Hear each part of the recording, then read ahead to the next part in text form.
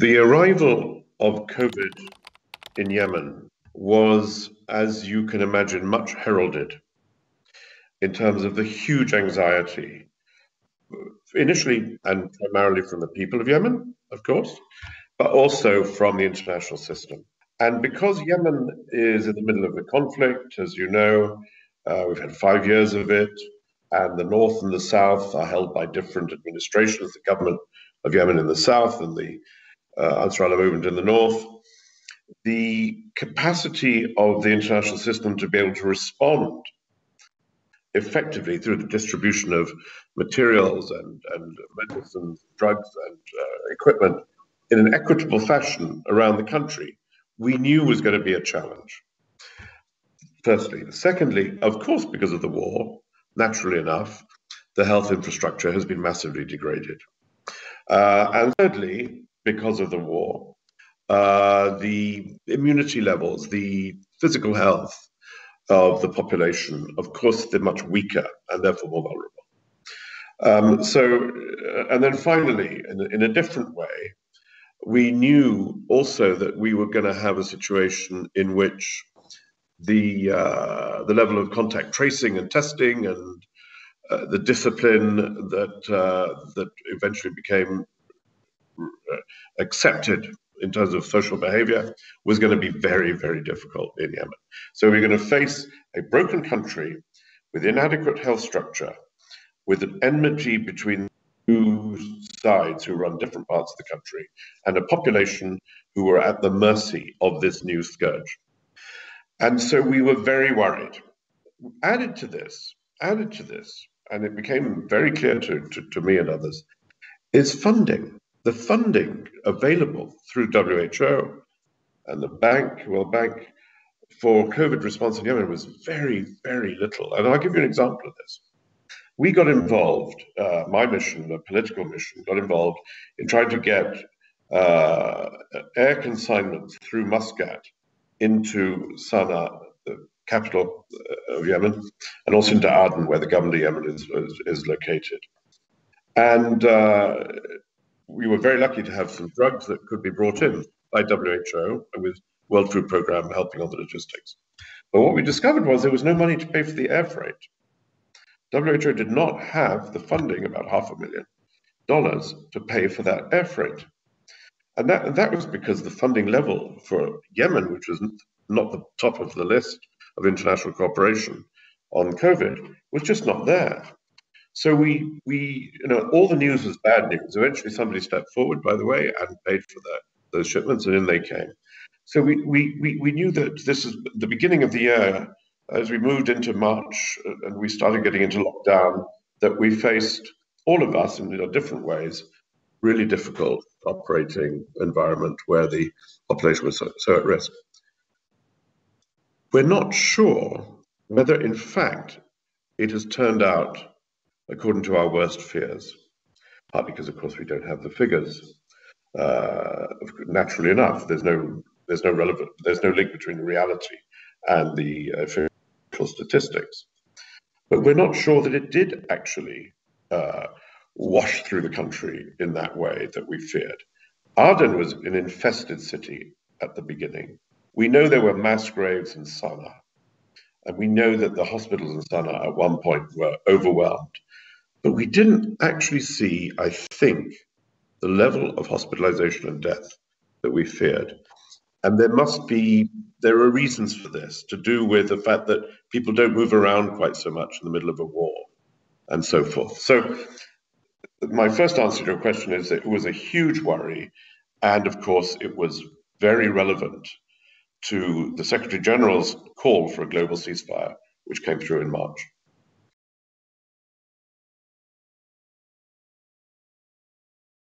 It's a very, very good point that is being raised. To the degree to which the virus affected the conflict, or the conflict continued in its own unhappy way. And I think we've seen both happen at different stages in the last 8-9 months.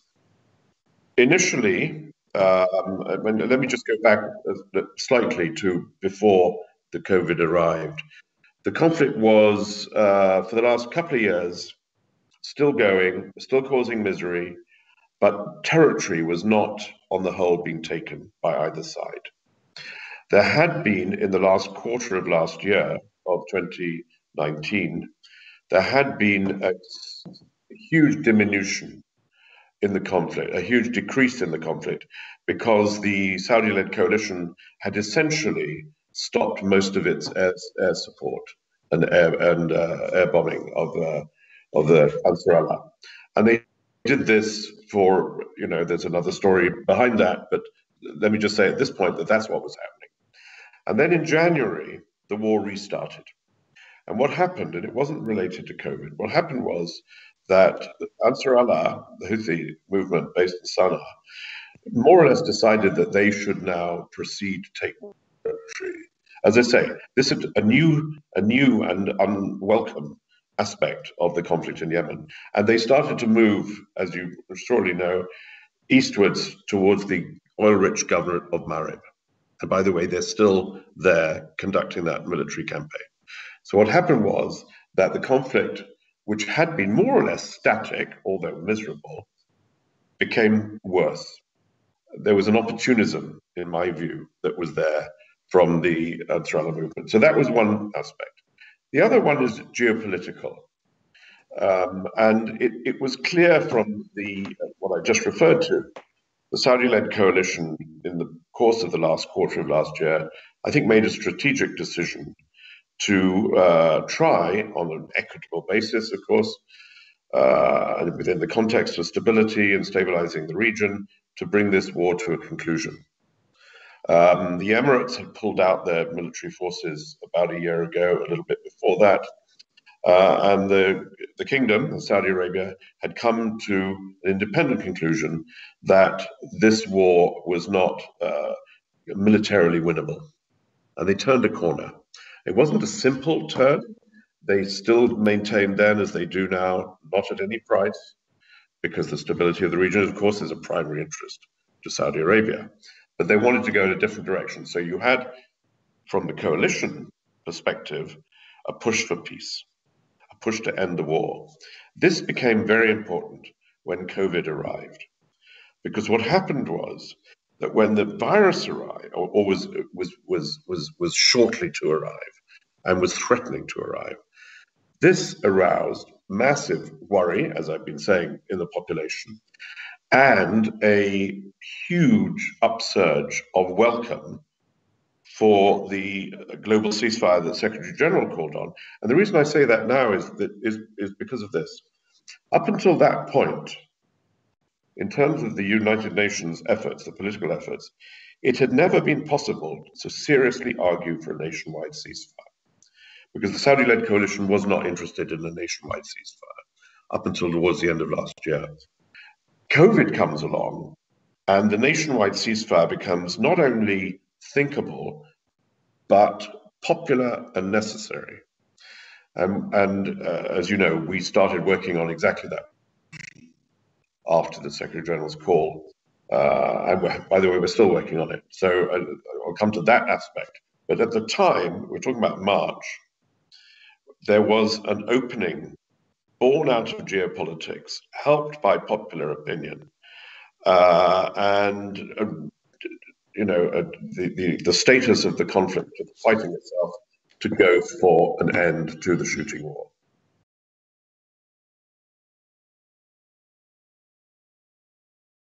I don't know enough to make very accurate comparisons, even of Syria, where I spent a lot of time working. And indeed, quite recently had the opportunity to talk to, at some length, to the head of the ICRC operation in Syria about COVID and about its devastating effect across that country. But let me give a slightly depressing conclusion, which is this. I don't think COVID ultimately really changed the precise tactical or strategic aims of the warring parties in Yemen. It did for a while. It was an opportunity. There was popular will, but the warring parties in Yemen are not subject to popular accountability, as you know. And with the COVID itself, and perhaps it's the same in Syria, not raging through the country in the way that we had feared and would have had a devastating impact on strategic considerations. Without that, the leadership of the warring parties were able to continue, essentially, and they still are, their military and warring ambitions. So in fact, COVID, in a precise relationship to the decisions about the war, has not yet at least, been able to transform the way in which the decision makers, at least in Yemen, face those decisions.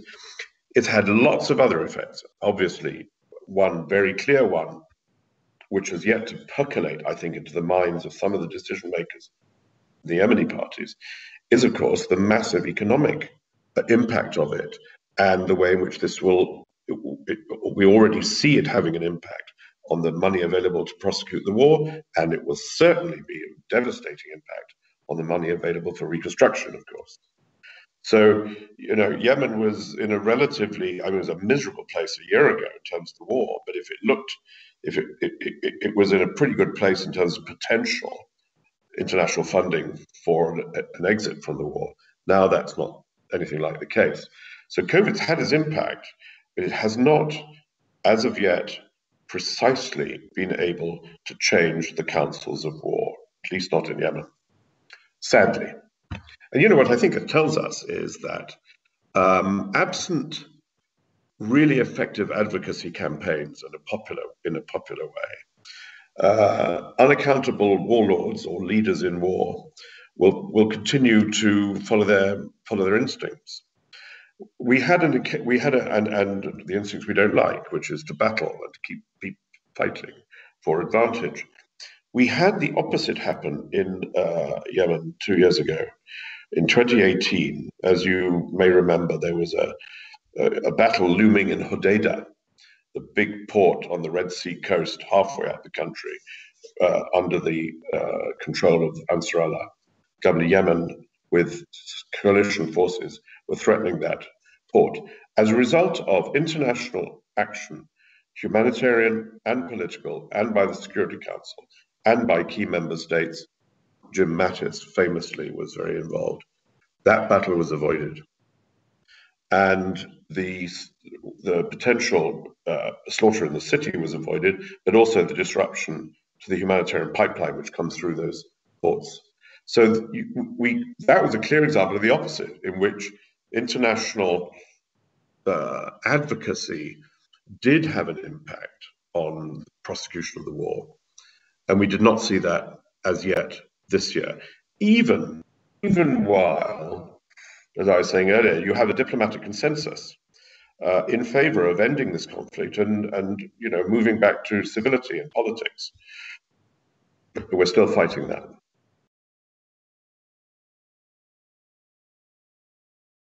And I think, when we look at government action in, Spain or other countries in Europe or places around the world, government responses to the pandemic, there is a sort of slightly parallel analogy here, because certainly, if there was an initial response by the public, yes, we will lock down and do the right thing, and we will prepared to suffer for the sake of survival. And as we know, as the months have gone by and governments have flip-flopped their response to the pandemic, popular support of what they're proposing has become more problematic. And I think you take that into the international dimension, as you were saying, the global ceasefire. I think what we had at the beginning of the pandemic and the SG's call for the global ceasefire, to me, was perfectly timed to ride that wave and to give it an aim and a voice, if you like. And it was extremely well received, especially in Yemen. We should not have imagined, and I'm sure, by the way, the Secretary General himself doesn't work like this, that would necessarily lead to a great new world order as a result of it. Mm-hmm. People are people, warlords are warlords, warring parties, are still doing what they like to do. So it's more of an opportunity for advocacy, which washed up against the arid rocks of the conflict. One of the things, so I think perhaps what we might learn from that lesson is not to overstate, not to elevate the expectations from a moment too much. We use moments, we all use moments, don't we, to try and shift opinion and to shift decisions. But we all know, I mean, in mediation, certainly, where most of one's efforts fail, frankly, that you all know that a moment doesn't make the world change. A moment is an opportunity, but then you have to work very hard to turn that into a realistic reality, if you like. And I think this is what happened. So if people said, for example, of that global call, and people said, well, my God, the Security Council wasn't able to pass a resolution about it. And I remember saying to somebody at the time when that was going on in New York, I said, you know, the Security Council passing a resolution on the global ceasefire, frankly, is not going to change a hill of beans in Yemen. In Yemen, we're dealing with a different reality. It would be very nice if the Council did that. But the fact that it didn't, it's neither here nor there for us. That wasn't part of the moment. So yes, moments are great, but you need the follow through. You need to get lucky.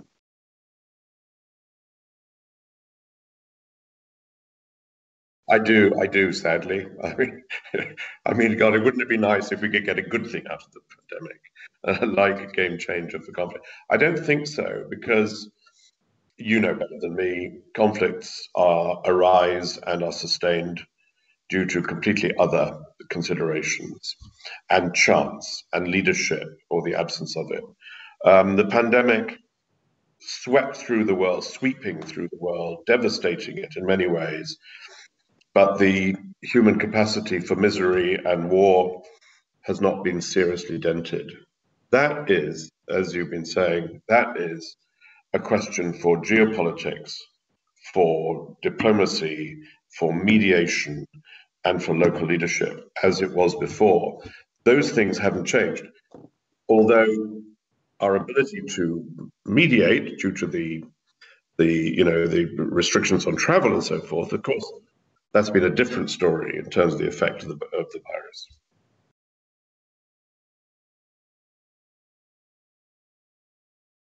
I was locked down in Amman for many months, and then we gradually started to move as of the end of July. And here's what I think. I think at the beginning of that period, we discovered, did we not, exactly the opportunities of doing things from home or doing things virtually. You could do a lot more with your time than you ever imagined you could have done. So the sort of old-fashioned pre-COVID views as all things have to be done in person were seriously challenged, and we discovered what a lot we could do without traveling, without being there. So I think we had an uptick in capacity and engagement in the beginning of the lockdown, which is a surprise to all old-fashioned people like me. And then what happened, and it happened very vividly, by the way, in our case, we discovered the limits of that, of course, because we're still people. The human condition, good, bad, and indifferent, reasserted itself. And what we found in Yemen was that the absence of certain human contact, for example, in pre-COVID, traveled every 3 weeks or so to Sana'a, where I would meet the leader of the Houthi movement. I haven't met him since March, and that's had a direct impact on mediating the conflict. And we discovered that we needed to do things in person again. And before we knew it, and this is where it's self-criticism, we started to not get the balance right now between travel and physical and virtual. And getting that balance right now, I think we've got to reset that. So we don't lose the value of virtual by suddenly rediscovering the old-fashioned way of travel. We need to be very, very careful. And if you look at my system, the UN system, we're not yet seriously assessing that. It's a policy, it's a management issue. But I give you one final example of this. Which for me is very telling. We had been negotiating prisoner release in Yemen for years, frankly. we decided, with an agreement of the parties, to convene a physical face-to-face meeting in Switzerland in October. And the two parties came together in a nice mountain resort in Switzerland. And over the period of 10 days, they hammered at each other and shouted at each other and agreed to what the Red Cross said was the biggest release of prisoners ever in war in their history, in the Red Cross's history. So fantastic achievement, which would definitely not have happened had that been a virtual meeting. And I'm at the point saying very clearly the same thing, which is that I'm trying to get this nationwide ceasefire agreed, and it's been 7 or 8 months towards this negotiation. I know we won't get it across the line unless we bring them together to argue with each other, because what's happened is virtual negotiation means you argue with a mediator, because you're not doing it as much with each other. So I'm the one that's blamed, and I keep saying the parties need to shout at each other, not at me. So we're still in that corrective phase. We discovered virtual, that's great. We rediscovered physical, that's great. Now we need to sort of get the balance right between them.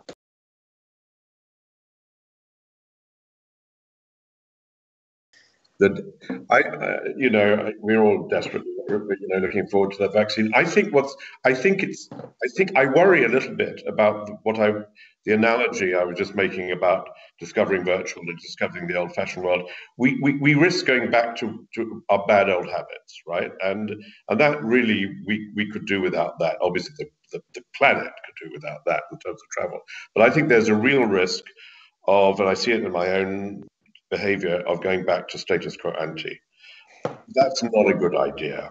But we're going to need to have very serious, very careful, I'm just talking about mediation now because that's my business, work with institutions like yours to make sure we're smart about the new world and we do things more cleverly, if you like. One of the most exciting things that's happening in my field of mediation and conflict resolution is, I think, the fact that we have, God knows, decades after we should have done, discovered the value of digital engagement and polling. So instead of, trucking people to a meeting and getting, 25 women to be part of a peace negotiation, you can talk to 1,000 of them overnight through digital means. Libya did this recently, and we did this also. Now, that's fantastic because that's real inclusion, industrial scale inclusion, isn't it? You don't have to have a passport finally to be consulted about something. And we all know that that will be liberating. That's the kind of stuff we have to hold on to. We can't seriously go back to the old-fashioned diplomacy of the sort of men in back rooms fixing deals. We got to go outwards and upwards. So maybe COVID will do us this favor.